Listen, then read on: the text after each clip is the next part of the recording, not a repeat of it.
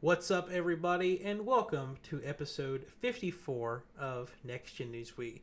Thank you for taking time of getting away from your Nintendo 69s to come and join us for another episode. That's a funny joke if you've watched the new episode of Rick and Morty. Yeah. If you haven't, it's free on YouTube, so make sure you go watch. Anyway, we have a full panel this evening, minus Alex or any other random guests that we have. So let me introduce you to everybody if you're new here. My name is Mitch, and joining me tonight is Richard with his pink headphones. They're my daughters. Rock. But hello. Hello, Kitty. Yeah. Steven, welcome back. It's been a few weeks. Thanks for coming back and hanging out with us. Michael. Hi. Meow meow. He's here every week. And Chase. Hello. Welcome back. Before we get going, we have a couple of announcements, and I'm going to let Steven have the floor for a few minutes, or however long he needs, to share his very exciting news with everybody. Well, me and the lady found out last Saturday that we're gonna have a kid. Yay! Yay! And that would probably explain all of the sickness that I've been having because sympathy pain runs deep in my family. But we're pretty excited. It's gonna be our first one. It's been a lot of perusing in Walmart. We'll go in there for milk and we'll be in there an hour and a half looking at baby stuff. But yeah, we're real excited about it. Whether it's he or she, I'm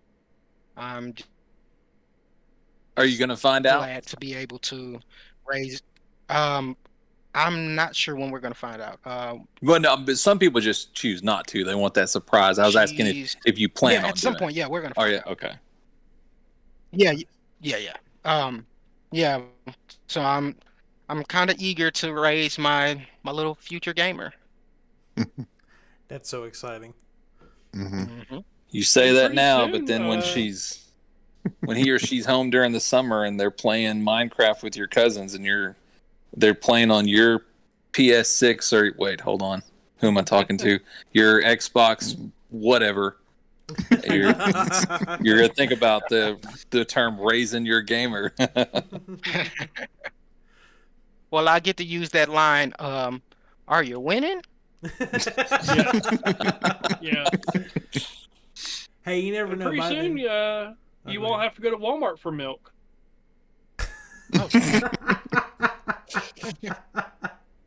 Wow. Damn.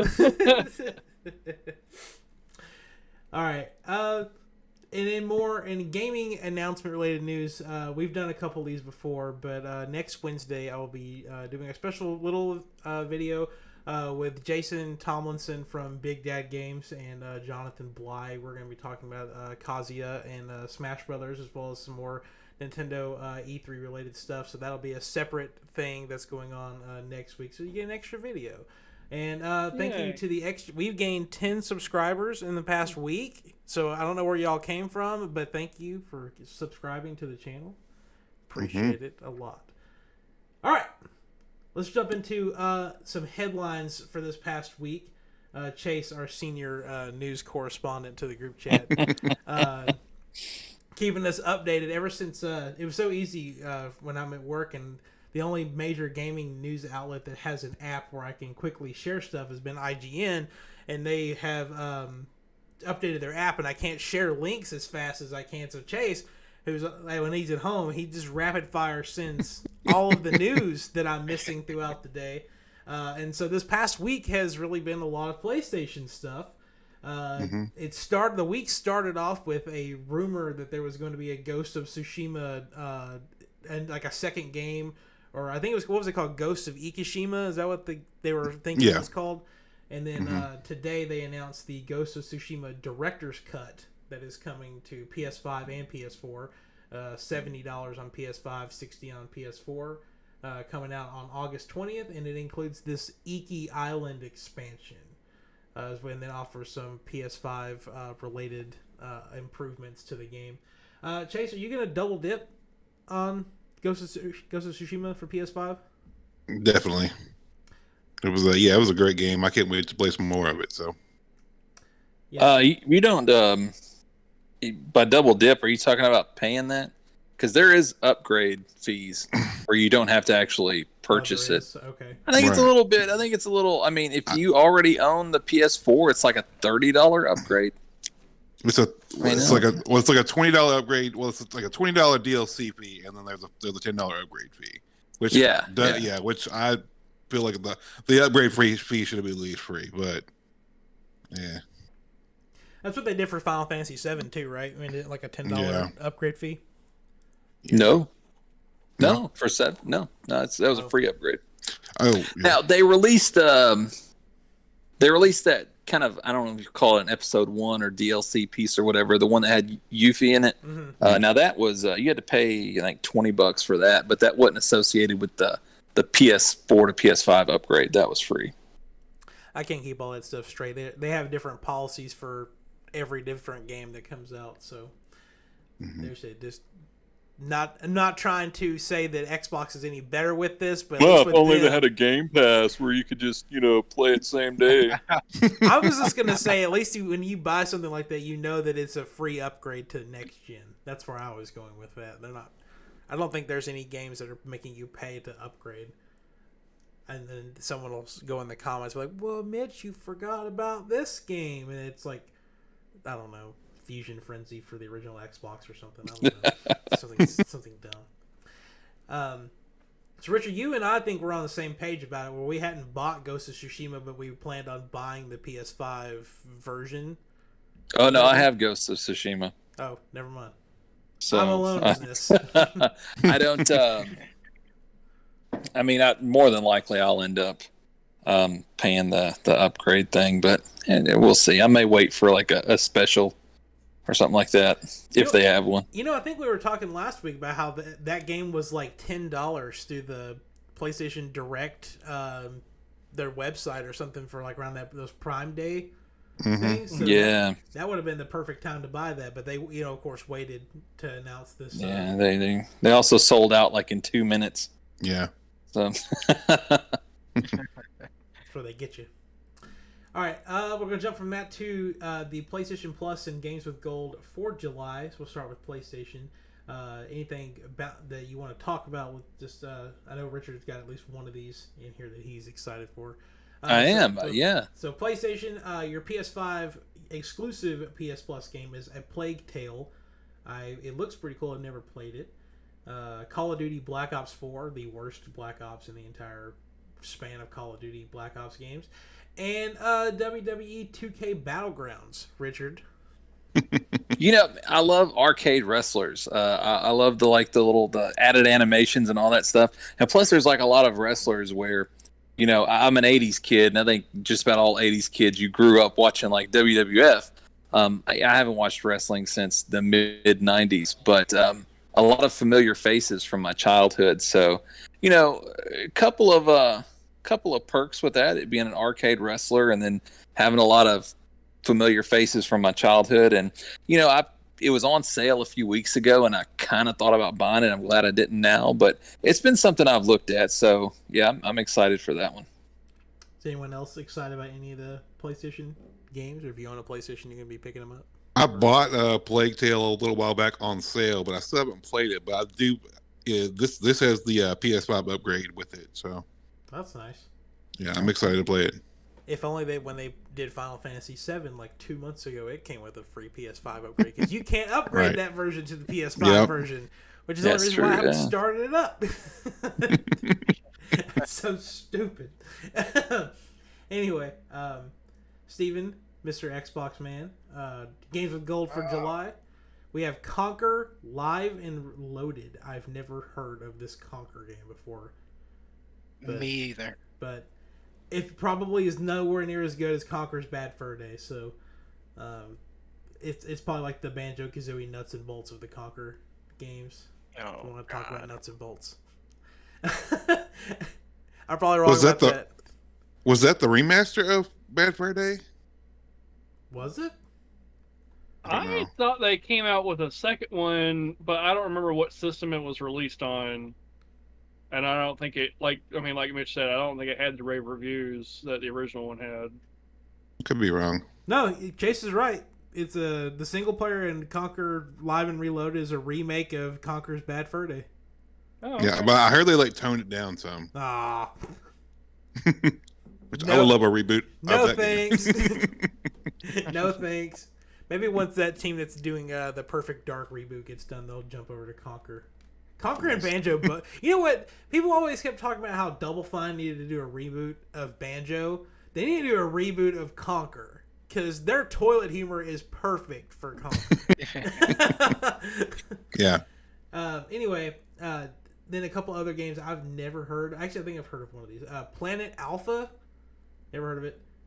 Then there's a Midway Arcade Origins, which includes like over 20 games in that little collection. So you technically get like 23 plus games through them technically this month. And then Rock of Ages 3 Make and Break. Have anyone ever played a Rock of Ages game? I think one of them was free a while back on the PlayStation Store. I think I tried it out. Is that the game?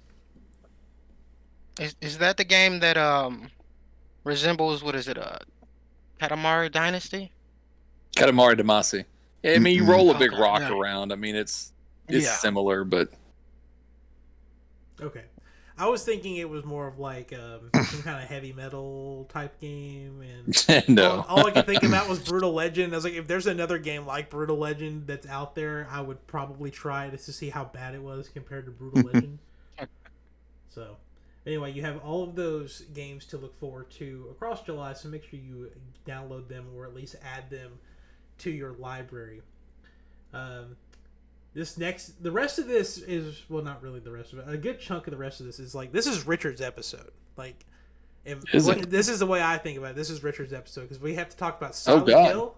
We have to talk about Grand Theft Auto. Oh, that's right. We got to talk, and then Richard actually brought up a great discussion that ties into the Grand Theft Auto bit, I think. Yes, it does. I thought it did. That's an awesome segue. So, because that's one of the games that I had in mind when I thought about that. So, we'll start at the beginning though. If y'all remember this little company called Konami, they're really famous for these pachinko games they've been making here lately, and these mobile games. They have partnered with Bloober Team, which is the team that just finished making the Medium, which launched for Series X, but now is also coming to PS5. And then the Blair Witch game are collaborating, and there's a really good chance this is turning into a Silent Hill reboot. Nice. Richard, how do you feel about this team merger, as I guess you would call it? I don't know. I don't. The Medium was a launch title, or was it a launch title? It came out like a month later. Yeah, I think it was one of those false promises. I didn't play that because they've got a limited exclusivity. I am interested in it. I know the only feedback I've heard about it is from you, Mitch, and it wasn't positive. So I don't know. I'm amped for another Silent Hill, but you want it in good hands, and it's been so long. I don't know. If they're just now putting the team together, I mean, we're years away from really anything. So, am I excited that there's another Silent Hill on the way? Yeah, I kind of figured it was on the horizon. With them putting the team together now, though, it's a lot further back than I assumed it was. So I don't know. It's kind of those things where you're excited, but on the same hand, it's like, how long has it been since the last one? I mean, I don't know how well pachinko games do in Japan. I mean, they must do really, really well for them to just completely fall off the map as far as, console gaming goes. But I don't know, let's wait and see. We'll probably get something official in 2 years or so. So I hope. We'll put it that way. I have hope. The only thing I've seen people kind of be concerned with is that the Blair Witch game and the Medium are not like action horror games. They're like walking and getting scared type of games. So like, yeah, the Medium and Blair Witch can do. They have the scare factor down, but how do they are going to handle a horror game that actually involves like action and actually being able to fight back instead of just hiding? Well, I mean, I think we're further enough away now where we can kind of talk about the Dollhouse. I know Chase, I think he played through The Village, so didn't you? Not yet. Oh, I thought you had. Oh, I'm sorry. Mm-mm. Well, there's a section there called the Dollhouse, and I can do this without spoiling anything. When you go into the situation, it completely removes all of your weapons. So I'm going to call it a chapter. There's a chapter of the game there where it is a scare fest, and you're not being combative with anything. There's a lot of running away, and a lot of acting quickly, thinking quickly.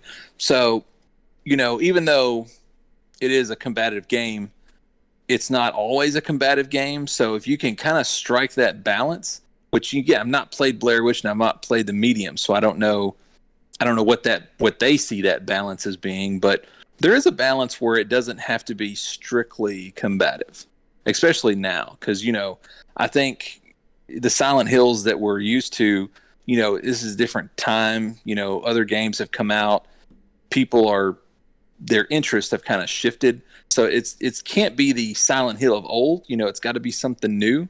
So it may not necessarily have to have that 100% combative focus on it, if they can find a good balance. Maybe the entire premise is just, okay, Bloober Team, here's what you're going to do. You're going to finish the PT demo and make a full game out of it. Like, sold. For the longest time, though, there was a game, what was it called? Allison Road? That looks so much like it. And then it's through Developmental X. I'm going to look that up real quick because I haven't seen any press on it lately. But it looked like PT demo. Well, isn't that, what is that other game that was supposed to get announced or shown off like last weekend and they got delayed a month? What was it called? Abandoned, I think? Yeah. And everybody thought that was the new Silent Hill game and that the guy that was behind it was actually Hideo Kojima, and that he was just pretending not to be him to avoid the press or something like that. I'll tell you what, the internet's a fucking crazy place. Like, oh yeah, we're just gonna, here's Hideo Kojima, but it's not him. Just whatever. Okay, so here's the update on Allison Road, which was pretty much they took PT demo and made a whole game out of it. Apparently, on June 4th of 2016, the Allison Road Twitter account announced that the game had been canceled. 2 months later, on August 22nd, an announcement was made on the same Twitter account indicating that the work on the game had resumed. And there's been no progress reports since then. It's 2016. When I was going to get the image for the thumbnail, first off, I'm so sick of seeing that picture of Lisa. I guess that's the name of the spirit or whatever from the PT demo, where her face is just like all up in the camera and it's all distorted. I hate that photo. It just runs around like rampant anytime Silent Hill shows up. Yeah. I tried to pick a different one. Plus, I wasn't trying to put something completely scary as a thumbnail because nobody would click on it. But anyway, now I said all that and I can't think of what I was going to actually say. Anyway, Silent Hill Reboot coming at some point. I'm done rambling about it. Unless anyone else has anything to add to this discussion about Silent Hill. No? Okay. I guess now we'll jump to the I called it PlayStation's big shopping spree because they literally they just like within this past week have gone through and acquired a bunch of different studios. Potentially one more on there, but it's not been official. It was just kind of like, I guess, leaked. But anyway, the other day, PlayStation they purchased Housemarque, the developer behind Returnal. And in the PlayStation blog post, it said that we're really impressed with how Returnal did, which was like, okay, so you could like back this game and like depending on how well it sold or not, you were gonna buy this studio. Which I don't know. I don't like the wording behind that, but it's like, I don't know. It just seemed weird. And then Nix's, which is I hope I'm saying that right. It's a company that specializes in porting PC games or porting games to PC. So that makes me think that they're really going to start diving into doing a lot more ports of the current games that they have. So people like myself and Michael, who primarily play PC, I know I have other systems, but we primarily play PC now, we'll be able to play PlayStation exclusives soon. So Michael can play not only Genshin Impact, but other games like Genshin Impact. Yeah, like Genshin Impact for PS5, but on the PC. Yeah, exactly. Or probably, what is that game? Kena Bridge of Spirits. That's a Michael game. Yeah, probably.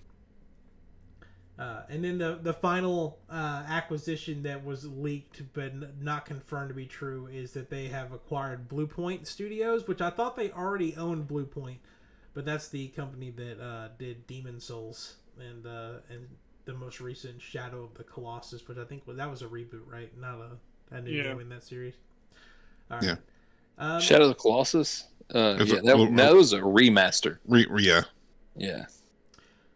So before we jump away from this, I guess just going to quickly ask two questions to everybody. One, what PlayStation exclusive would you like to see come to PC next? And then what game would you like to... Since Bluepoint Studios obviously is just doing remasters and remakes, what PlayStation IP would you like for them to remaster next? If anyone has anything, go for it. I know that on their annual report, they did say something about moving one of the Uncharted games to PC. And recently, the new box art for the Ghost of Tsushima does not have only on PlayStation on it now. Ooh. Huh. So, it's coming to Xbox. Yeah. Steven, what were you going to say, man? I think I've said this quite a few times. I would love to see a remaster to Legend of Dragoon. It was a game that came out in 2000. The storyline was interesting. I mean, hell, it had to have a storyline to be for this long. So I would love to see a remaster to that. And if they could bring it to PC, that'd be awesome as well. It was 4 discs, but only 4 gigabytes. I don't know how big it was. No. You're right. It was roughly 6 gigabytes for all of that. What a world we live in now. Richard, Michael, y'all have anything to add? Any games you'd like to see come to PC or get remade? No, I don't think anything should go to PC. Damn, Microsoft made me Microsoft has made me very divisive. I'm ready to just isolate and build walls. But back in the day, what was the name of it? It was for the original PlayStation. I don't know if Sony actually made it or if it was somebody else. I'd have to look it up. Nightmare Creatures. It was kind of like this weird sort of gothic, not like Bloodborne, but more Devil May Cry-ish kind of atmosphere to it. I'd like to see another take on that, though. I remember that from back in the day. That'd be cool to revisit that, because that's not something that lived beyond the original PlayStation. You know, it didn't appear on PlayStation 2, 3, or 4, or anything like that. So I think that would be cool. Nightmare Creatures. Nice. Michael, anything from you? Tokyo Jungle. So it was made back for the PS3, but it was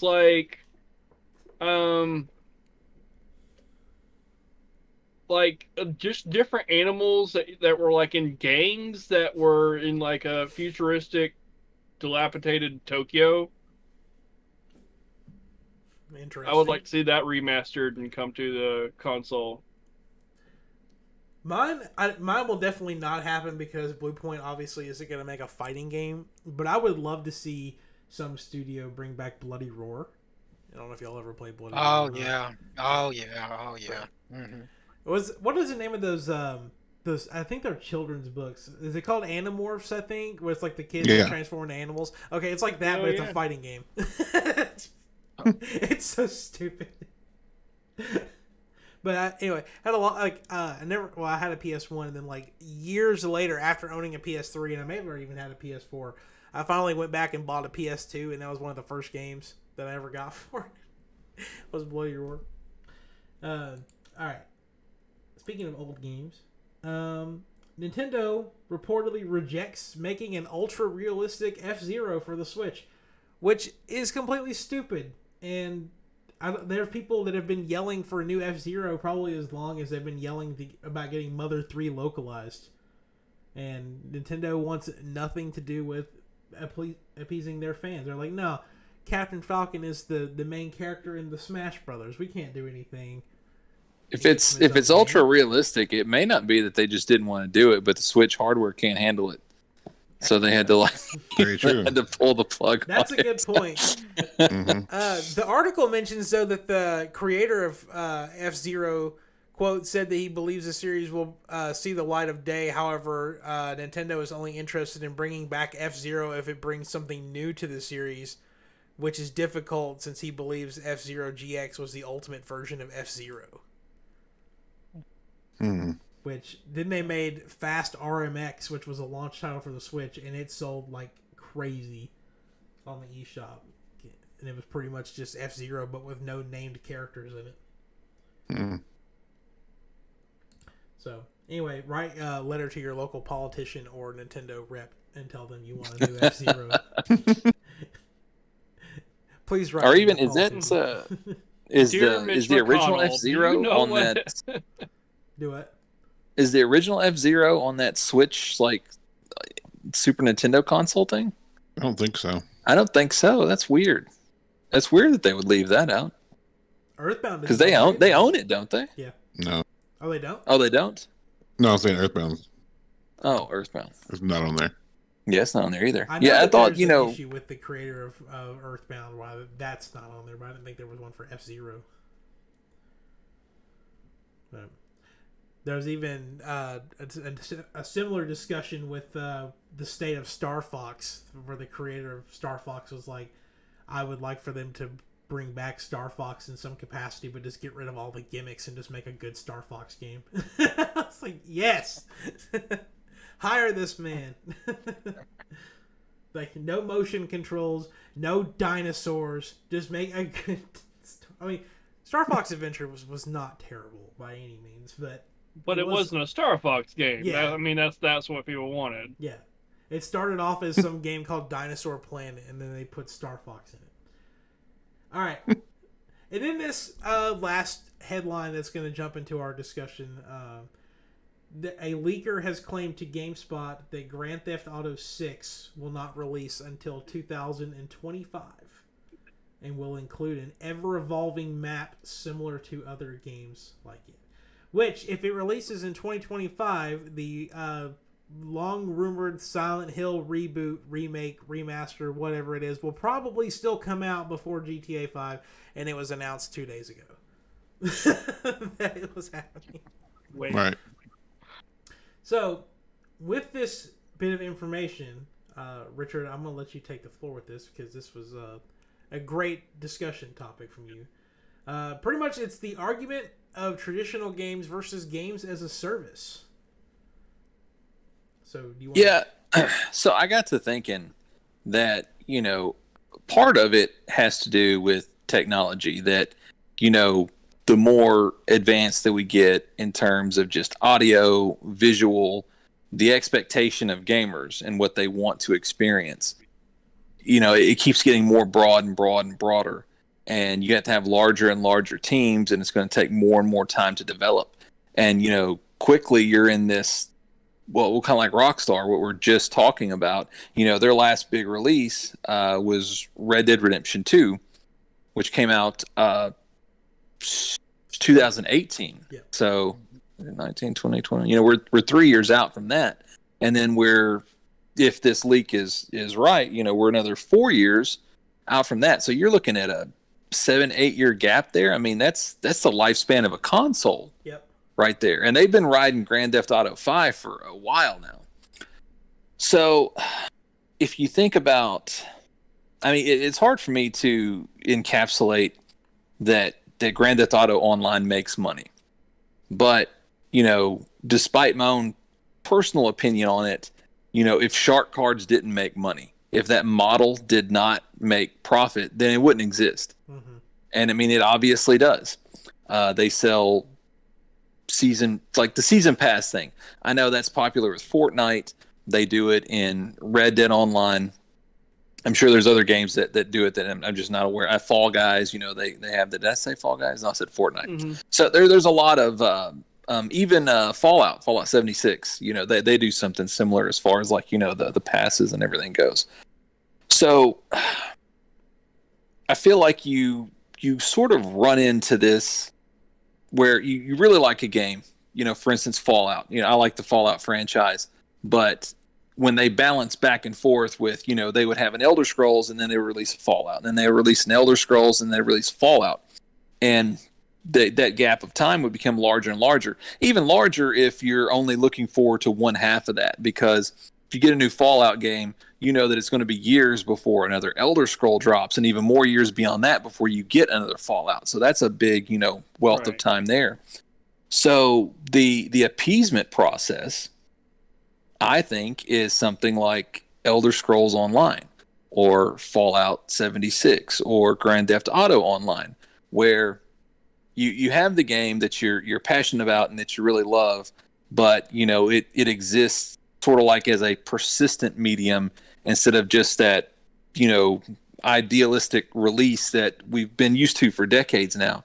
Simply because I'm not sure that model works very well anymore when you're talking about the scope of time. Yep. So when it comes to something like Grand Theft Auto Online, my biggest gripe is that, we've been in San Andreas for a decade now. I want to see something new. Now, they released the island thing. I don't know if any of you guys have played that or not. I mean, it's cool, but I mean, it's a small island, it's just a little piece of something. So my thing is that if it would bring a release quicker to the table, why couldn't you incorporate it somehow with Grand Theft Auto Online? Give us Vice City and then build a game around that, but build it around like an online experience that you've already purchased. And then it could be something as simple as, when you log on to Grand Theft Auto Online, you just pick which server you're going to log into. You go into the Vice City server or you go into the San Andreas server. You've got a model in place that's profitable. And they put everything behind paywalls anyway. It's not like, this is just free. Yeah. Right. And it's not going to work for every game. Like Mario, no. There's games that this certainly wouldn't work for. But when you think of like the massive world types with Fallout and Elder Scrolls and Grand Theft Auto, where you can build something like that, maybe this is not necessarily a bad thing for some titles.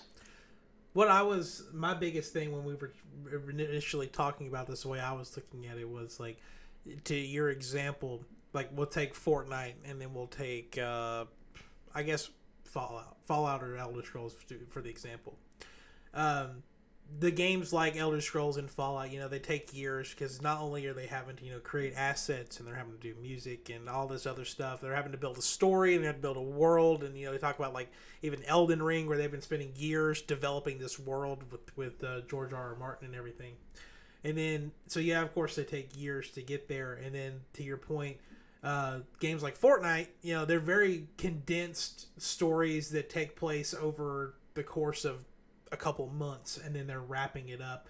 It doesn't take a lot to create a new weird galaxy thing in the middle of the sky that what's this thing, it's obviously going to eat the planet and we're going to have to start over fresh every 6 months, 7 months, something like that, at whatever rate that they're going these days.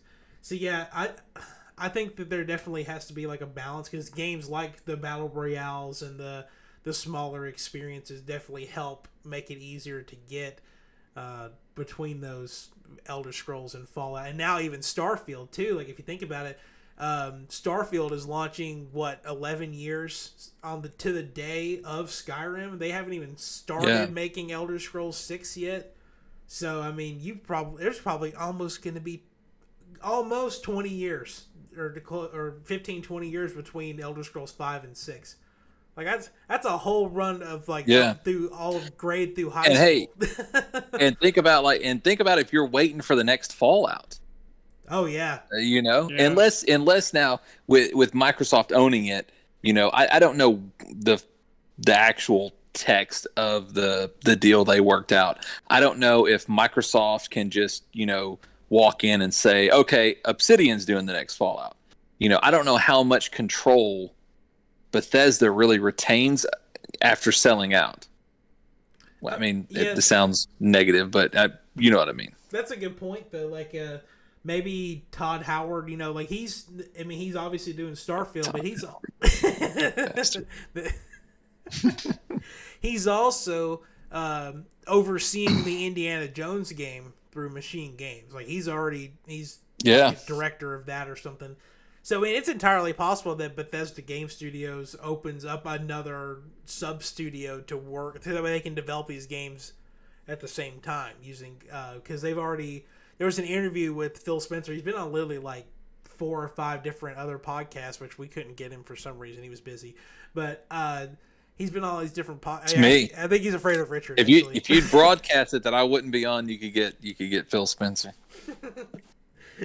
But in the discussion with that was how like different studios in Bethesda are able to share assets with other Xbox developers and vice versa. So like, for example, I think the thing that was brought up was that like 343, which is the Halo team, could possibly at some capacity start using id Tech from Doom to help with their games, and they could start using the slip space from Halo in other Bethesda works and stuff like that. So I mean, it's possible they could, like, once, I don't know, I guess 343 is an example. Once they finish Halo Infinite, if they're have people that could break away from that, they're like, okay, we're going to help take you guys, and you're going to help get Avowed or get Starfield wrapped up so we can start working on whatever, like, I mean, that's something that could definitely happen just to help ease those gaps, because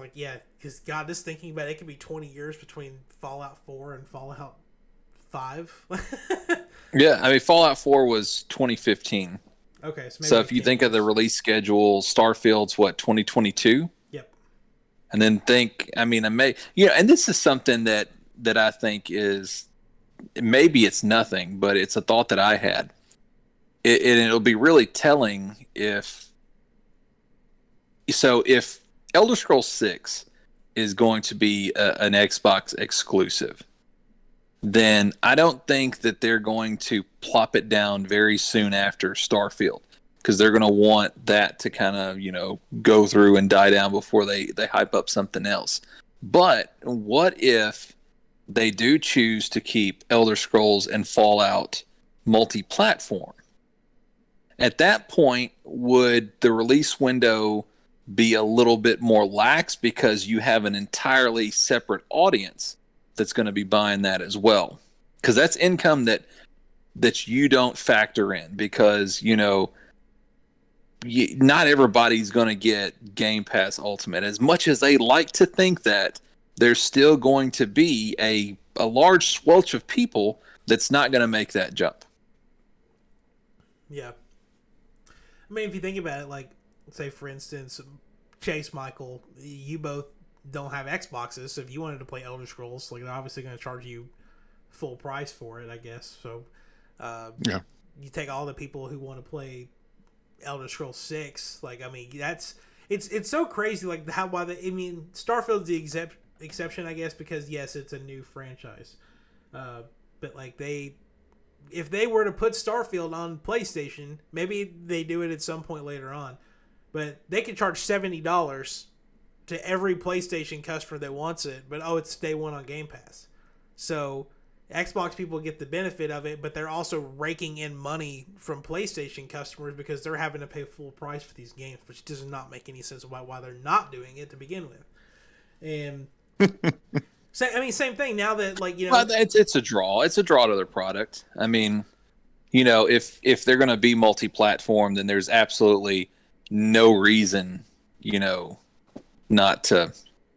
But when it comes to Starfield, though, that's a brand new IP. So to that extent, you know, I don't feel a certain way if they kept that exclusive just entirely. But, you know, my pet peeve has always been if you take something like Fallout or Elder Scrolls that's, you know, really has this huge multi-platform fan base, and then you kind of try and confine it within exclusivity. I mean, I don't know. I don't understand. I mean, to Todd Howard's explanation, you know, when you only have to develop for one, then it kind of streamlines the development. And, you know, I totally get that. But is the structure that different that it takes that much more effort? I don't think it does anymore. I think that his assumption about how things work is a little outdated, because I could see, and I think... Well, he's a 4 foot tall fucking elf, so... I think Michael knows about this too. Like, if you've ever heard of people trying to emulate PS3 games, the architecture on a PS3 is completely just different to like how everything else is ever made. Like on every other PlayStation and on every other system, it's so different. So if this was like back in the day, like, okay, this is something that's happening on the 360 PS3 era, definitely. Like, they're so different that it probably is a hassle to get the games ported from one system to another. But now they're running on the same AMD chips. They pretty much are identical boxes at this point. They're just shaped differently, and they have different little funny acronyms after everything that they stand for, pretty much. And so it can't be that difficult to just go in and say, okay, A means X and B means circle, and we're gonna add haptic feedback on the PS5 controller. I'm not a game developer. I'm probably just getting all this wrong, and again, if anyone listens to this, they're going to be like, oh, okay, you just don't know what you're talking about. And you're right, I don't. But it just seems like it's way too simplistic. I know that with a couple of the development kits that you can get, that when it comes to like an export, like if you're going to export it to PlayStation or Xbox or something like that, I mean, you're literally just purchasing some sort of a script and clicking a button. And I mean, if it can take something that you can write within that program and you just compile it a certain way with like one click. Now, again, I'm sure not everything works that way. I just know that there are development kits out there now that do work that way. Yeah. And I just wonder how normal that is. Yeah. With being able to just convert something over to a different console with just a click of a button. Because I know some do work that way. It depends on the game. It depends on the console, and depends on, I mean, even like Mitch said, the type of input and output the end user has. Right. I mean, for like haptic feedback, that's a fancy term for it vibrates fancy. Yeah. But I mean, long and in short of it is that if, you know, in-game character does X, then it vibrates X and Y at, you know, level 5 or something, you know, and it's just, it's really simple for the computer. It's, you know, it sounds fancy, but there's a really simplistic way to handle it. Yeah. But it really comes down to converting the code from one thing or another. Like on, you know, on your base level, that might be how the computer sees it and reads it. But you might have one completely written in JavaScript, and it might not use if-then statements. It might be using another type of internal language. So that's really where the crux of everything comes in. Suddenly, it became much more complicated than just buying a license to export it to PlayStation. But to bring it back around to what we were talking about as far as like games as a service, when I think about Elder Scrolls, you know, they have a mechanic that's worked wonders, because you know, just recently, I can't remember what, Black Isle, I think that's the latest one that just came out. You know, anytime there's like a new chapter that comes out, I think it's Black Isle. Young fact check me, I'm probably wrong on that, but it just came out a few weeks ago, I think. But you know, each chunk of that opens up a huge part of the map, and it also comes with a story behind it. So, these people that are all bent out of shape because, they're waiting for Elder Scrolls 6. Yeah, I don't understand why you're not playing Elder Scrolls Online because, I can't speak for the beginning. I know there was a lot of complaints. It didn't feel like Elder Scrolls. They didn't like it. It got trashed. Same thing happened with Fallout. But at this point in time, if you play Elder Scrolls, it feels identical to playing like Skyrim. The mechanics are the same. Everything's the same. There are aspects of the game where you would want to group together to do something because, the level of difficulty, some things are just made to do in a group. But realistically, you can go through the story aspects and everything and treat it like a single player game. Mm-hmm. So, and the same thing with Fallout 76. They just, I say recently, I think it's been about a year now, but they added the NPCs and the story elements to Fallout 76 that were missing for so long. And you can go in and you can adjust a setting to where other players can't hurt you at all. And at that point, hell, it becomes a single player experience. So, there's still ways to get that same single player enjoyment, even if you're in a persistently online environment. Or like with Elder Scrolls Online, for instance, you have to actually agree to like a fight unless you're in certain areas of Tamriel? That's the whole world Tamriel. There are certain areas of Tamriel where there's no, if you go in there, you can get attacked by a player and you can get your ass handed to you and there's nothing you can do about it. But they're very clear on where those areas are. Outside of those areas, you have to actually agree to have a fight. It's almost like you agree to a duel. So, there's ways around the gripes that people have, say, with Grand Theft Auto, where it's nothing but griefers. You still have that in these kind of games, but you have so much more control over it that it's almost not a factor. If you're getting griefed in Fallout 76, it's almost your fault because you don't know what you're doing at that point. It's like, you just get good, scrub. I'm like, I can't turn the setting off. I know Richard and I really just kind of, I don't want to say stole the microphone from that, but Chase and Steven, you guys have anything to add to this discussion? Or Michael, I think you kind of got into, but do you have anything else to add to it? I don't know. Some games like that I enjoy. Some I don't. So it just kind of depends on what it is. I still need to go back and play Fallout 76. I've been really wanting to do that, so let me do that at some point. Thank you. Is it cross-platform? I don't know. He'll just come over. I can get on it. If it's cross-platform, I'll get on the microphone and just be moral support. No, I haven't for PS4. What are you playing it on? Or plan on playing it on? I'm sure it's on sale on Steam or something. I'll be playing it on PS4. Okay. Well, hell yeah. I'll be playing it on PlayStation. This is all coming together. Yeah. Now I've got like a level 80 something. I mean, I played it for a long time. This sounds like when Richard said, "Hey, let's all play 20. Elder Scrolls Online together," and then I think it was me and Michael. Pissed me off. I don't even want to talk about that. Is it how That's many? Such high hopes. How many? Is it locked to 4 players together, or can you do as many as you want? In Fallout 76? Yeah. You can have up to 76 players. That's why they call it. Yeah. Or no. You can't have that many. But no, I don't think I can't remember how many people are. I don't know. I don't really recall. If you group together like that, they've got some areas that they consider dungeons that you can go in together. That may be 4. I don't know. It's been so long, and I've not even played it since they updated it with the actual NPCs and stuff. So. If there's more than 4 players, then we should all just have a Next Gen Newsweek live stream where we all play Fallout 76. I'll buy. I know the character I run. I wear power armor all the time, and I got this massive sledgehammer. I will turn your skull into tomato soup.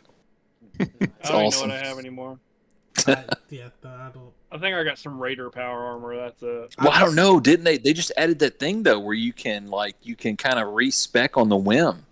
And have different profiles set up. I forgot about that. Yeah, so, I think I remember that. Yeah. Yeah, I need to get in there. Look at that. I don't know. I'm so We're talking like about these freebies games. We every might as well week. talk about the danger of these games. You get sucked into them so hard that you don't play anything else for months at a time. It's worse than No Man's Sky. Impact, yeah. Oh man! I just got the newest character. He's so awesome. Well, I thought the newest character was a chick, so I mean, I'm obviously lost. I mean, he looks that way. Oh, okay. Yeah, every character they could be either or. Right, like almost every single character is just like, if they had tits, they could, Yeah. still bang them. Oh goodness! All right. Well, I had put in the thing in the list or the run of show about asking for a favorite boss battle theme, but we can just skip that unless you guys have something ready to go because we are running a little over where we need to be right now. So does anyone have really quick just an answer to that, or do you want to skip it? Didn't have much thought put into it. The last boss of the first. I'm sorry. Oh no, go ahead. Last boss of Dark Souls, first one, the original. It's almost like a piano type thing. It's very dramatic. It's nice. All right, I'm done. Legend of Zelda. I don't know how to explain it, but the song has like this build up to it, and back in the 2000s, it was like kind of an uncommon type deal. Sorry to interrupt you. You're talking about the original Legend of Zelda? Not Legend of Zelda. Legend of Dragon. I'm sorry. Oh. Okay. No, I take that back. Parasite Eve.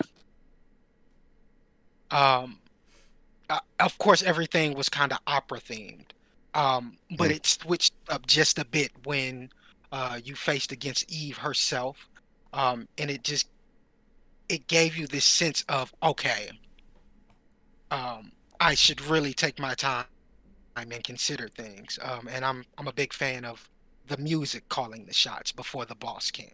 So. Nice. Chase, you have one? So in Secret of Mana, there's a boss called the Dark Lich, and like the music is just like insane. It's just like a craziest boss fight music ever. So Secret of Mana, you said what was the name of that boss? I think this is the Dark Lich.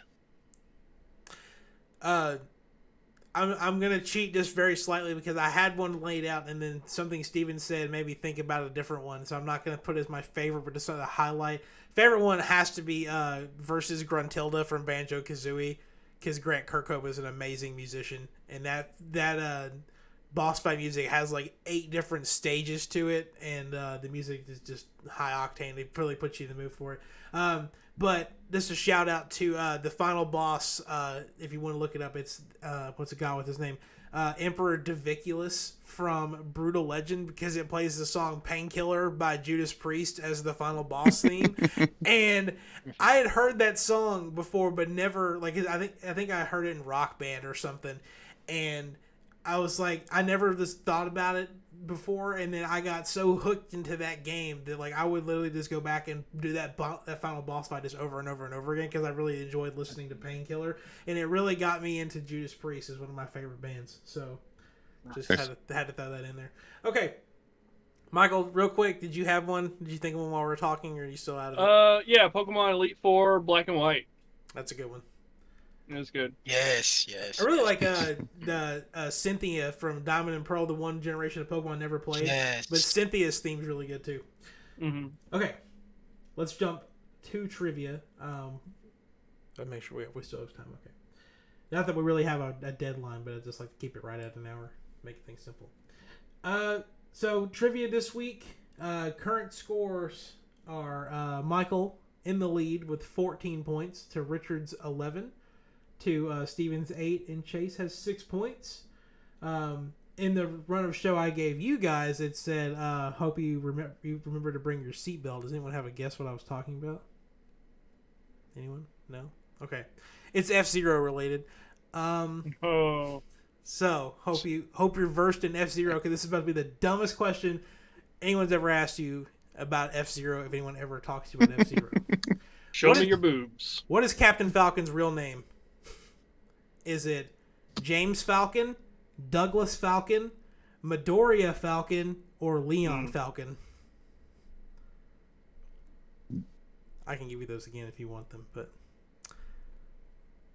Anyone want to go first? James.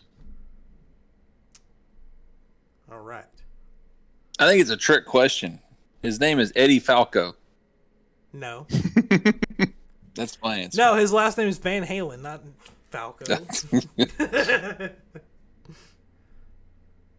I thought it was Eddie Falco. Who the hell is that?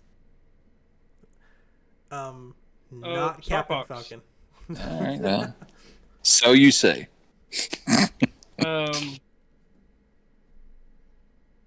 Yeah, list those one more time. Okay. James, Douglas, Midoriya, and Leon.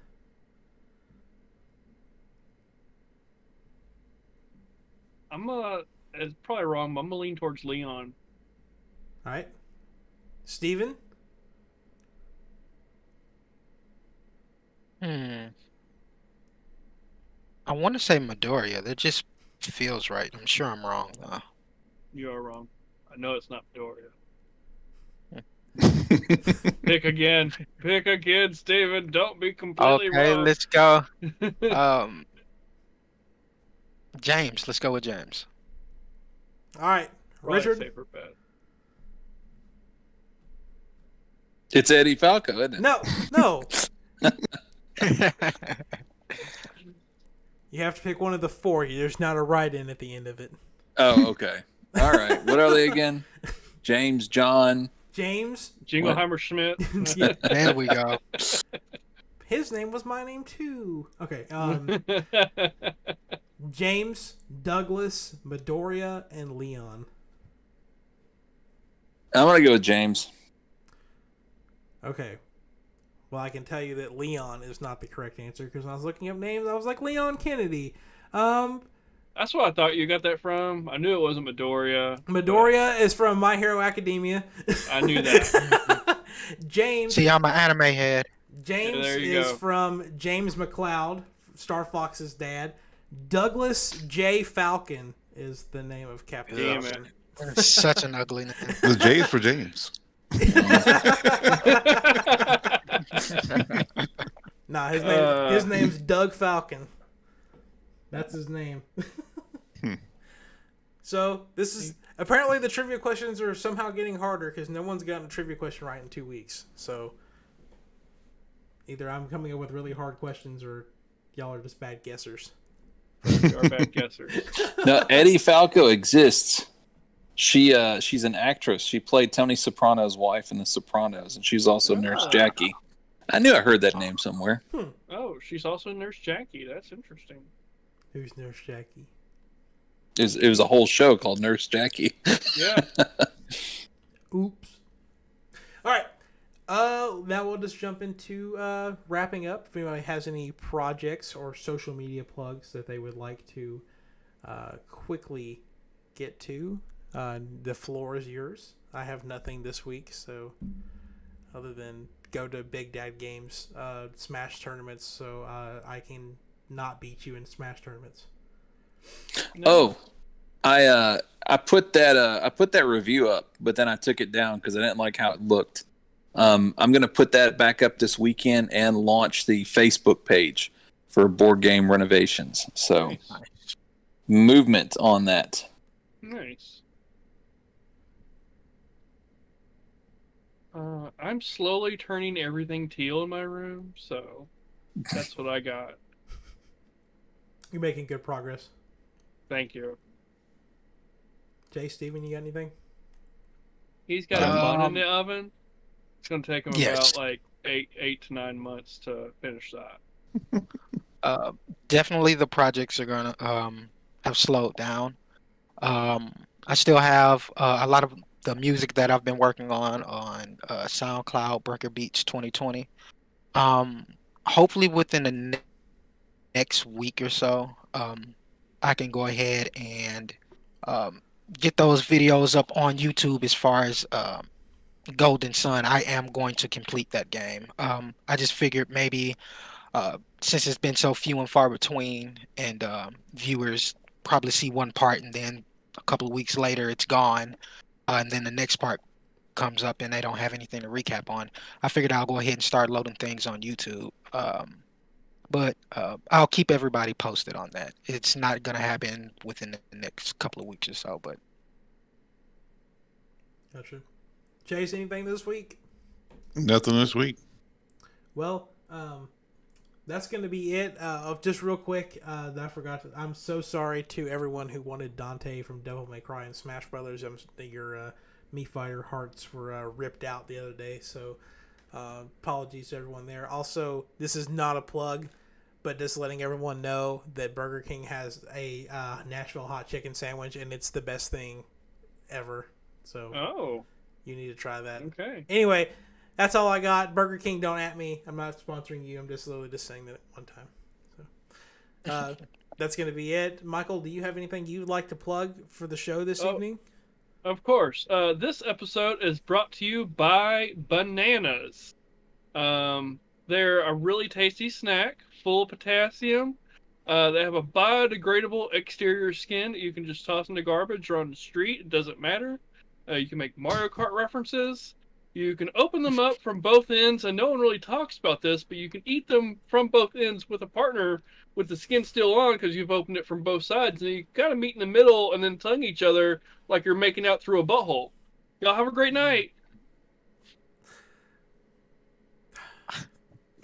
I ask for it every week. For 54 episodes, it's Michael, do you got anything you want to plug at the end of this? And then they just get worse.